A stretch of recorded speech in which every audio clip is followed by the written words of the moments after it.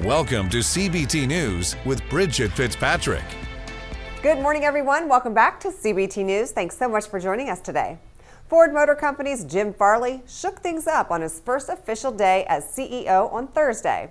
In an effort to drive growth and innovation at Ford, Farley announced some, quote, operational and leadership changes by replacing current CFO Tim Stone with Ford veteran John Lawler.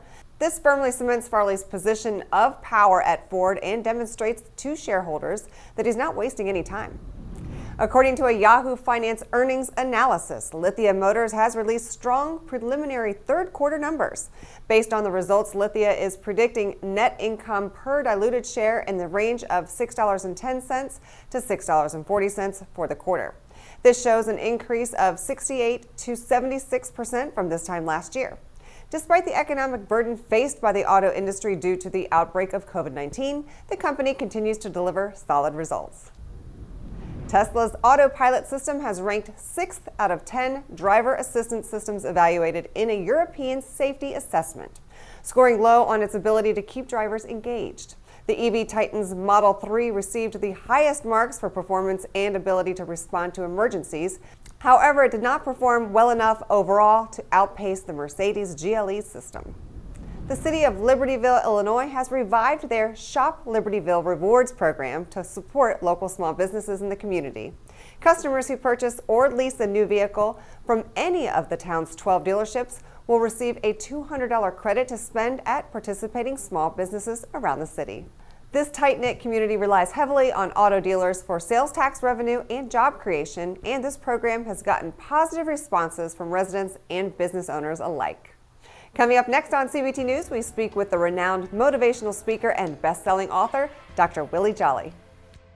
This segment brought to you by NCM.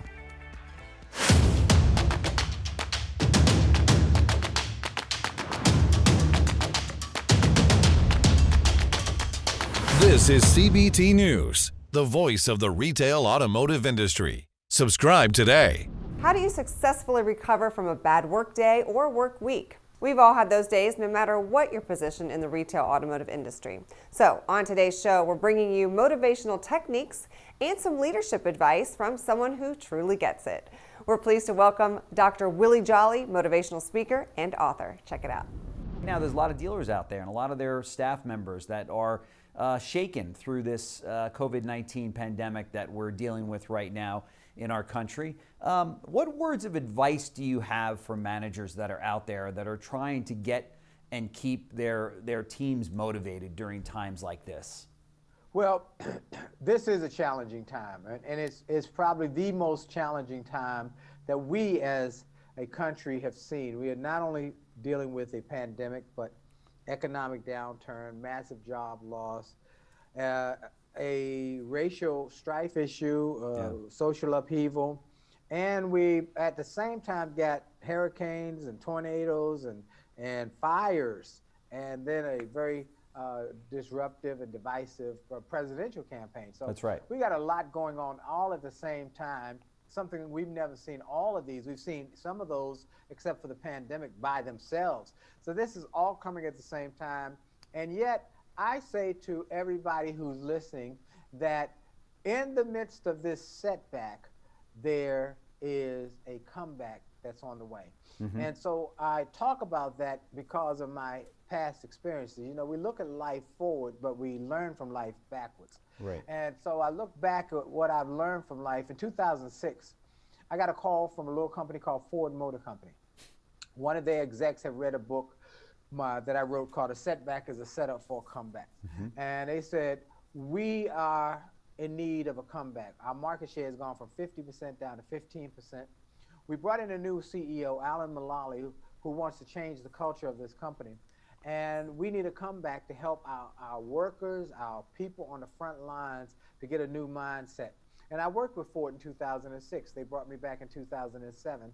And then they brought me back in 2008. And in 2009, Ford was able to reject a government bailout and go from losing millions to making billions. Now, did the economy go up between those years? No, as you said, tough years.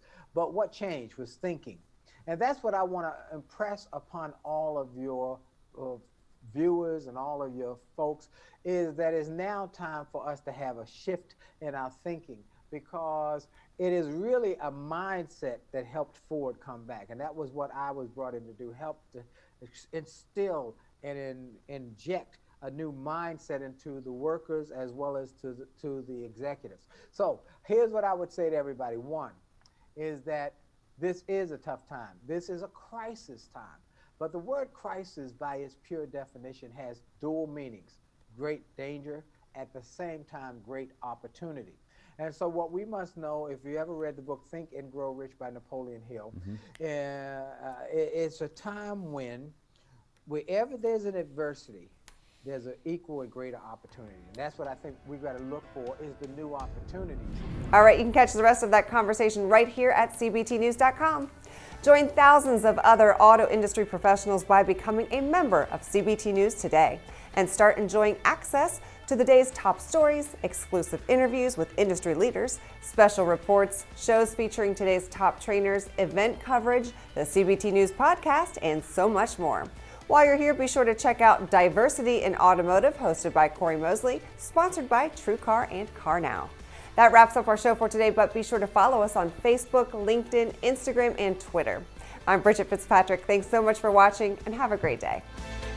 Thanks for watching CBT News, the voice of the retail automotive industry.